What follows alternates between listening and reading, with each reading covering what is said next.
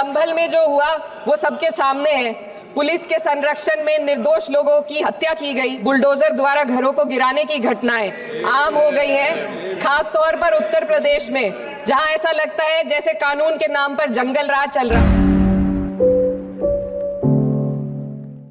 माननीय श्री इकरा चौधरी जी।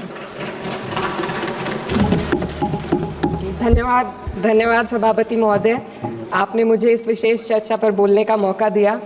भारत के संविधान के 75वें वर्ष की चर्चा के मौके पर मैं सबसे पहले संविधान बनाने वालों की दूरदृष्टि को सलाम करती हूँ।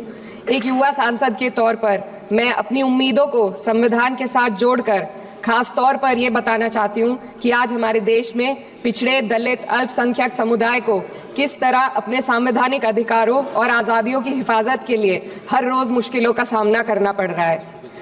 Doctor B.R. अम्बेडकर के कथन से अपनी बात रखना चाहती हूँ। उन्होंने कहा था, मुझे अपने भारतवर्ष पर फक्र है कि जिसके पास ऐसा संविधान है जो लोकतंत्र, समाजवाद और सेक्युलरिज्म को संजोता है। लेकिन आज ऐसा लगता है जैसे संविधान की किताब तो है पर इसे चलाने वालों का ईमान गुम हो गया है।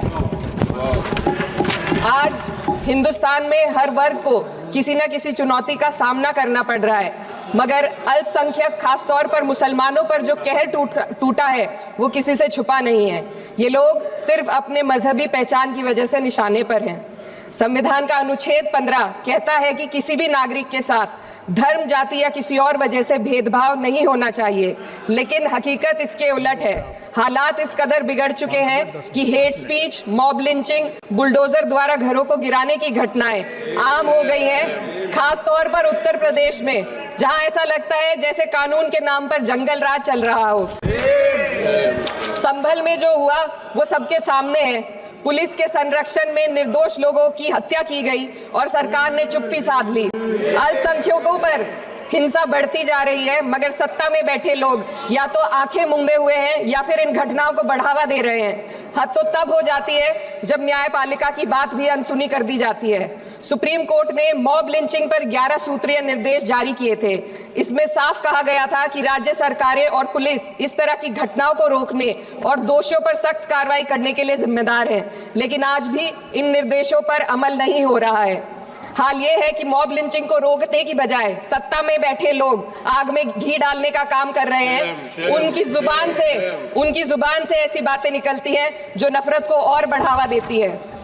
ये अशांति अब इतनी गहराई तक फैल चुकी है कि हमारे समाज के धर्मनिरपेक्ष चरित्र पर गंभीर सवाल उठ रहे हैं। साल की शुरुआत में ही कई राज्यों में दुकानदारों को अपने नाम बोर्ड पर लगाने के लिए मजबूर किया गया। इसे सेहत और सुरक्षा के कानूनों का हिस्सा बताया गया, मगर असल मंशा कुछ और थी। ये कदम खास तौर पर मुसलमान दुकानदारों को निशाना बनाकर उठाया गया ताकि उनकी रोजी रोटी पर चोट की जाए। पिछले हफ्ते मुरादाबाद में एक मुस्लिम डॉक्टर को हिंदू बहुल्य मोहल्ले में घर खरीदने पर विरोध झेलना पड़ा। वजह बताई गई कि इससे मोहल्ले की सामाजिक शांति बिगड़ जाएगी। अब आप ही बताइए, क्या ये वजह सही है, जायज है?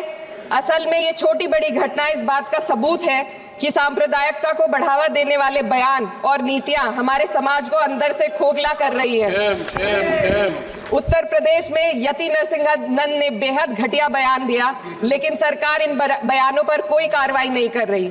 हेट स्पीच न केवल जनमानस के विचारों को प्रदूषित करती है, बल्कि इससे अब संवैधानिक पदों पर बैठे लोगों को भी प्रभावित कर दिया है।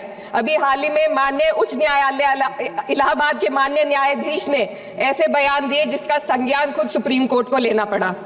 संविधान के अनुच्छेद 29 और 30 ने अल्पसंख्यकों को उनके मजहबी और सांस्कृतिक हक दिए हैं ताकि वो अपनी पहचान को बचा सके और अपने संस्थान चला सके, लेकिन आज उन्हीं हकों पर हर तरफ से चोट की जा रही है। वक्फ जैसे बिल लाकर उनके धार्मिक अधिकारों को छीनने की कोशिश की जा रही है।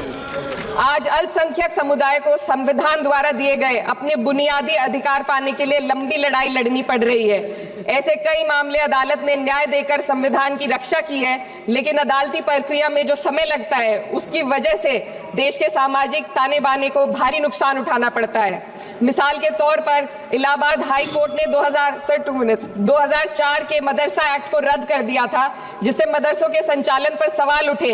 हालांकि सुप्रीम कोर्ट ने बाद में इस फैसले को पलट दिया और एक्ट को वैध करार दिया, लेकिन इस प्रक्रिया में जो समय लगा उसने अल्पसंख्यकों को बेचैनी और संघर्ष के दौर में डाला है। इसी कड़ी में प्लेसेस ऑफ वर्शिप एक्ट 91 भी आता है और कई अन्य अधिकार, उन्हें भी इसी तरह अदालती लड़ाइयों में उलझाया जा रहा है। ये स्थिति न केवल अल्पसंख्यकों के अधिकारों की राह में रुकावट है, बल्कि justice delayed is justice denied जैसी कहावत को सिद्ध करती है।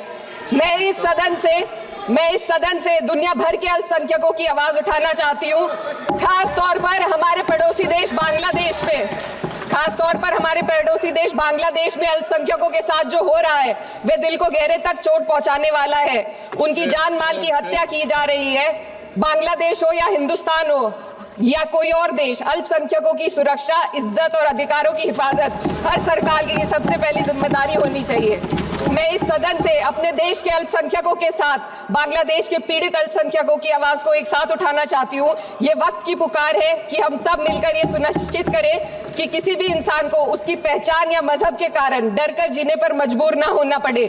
जहाँ हक छीने जाते हैं वहाँ अमन खो जाता है। ये बात हर सरकार को समझनी चाहिए। अगर हम सच में अपने संविधान का सम्मान करना चाहते हैं तो हमें नफरत और भेदभाव को खत्म करना होगा।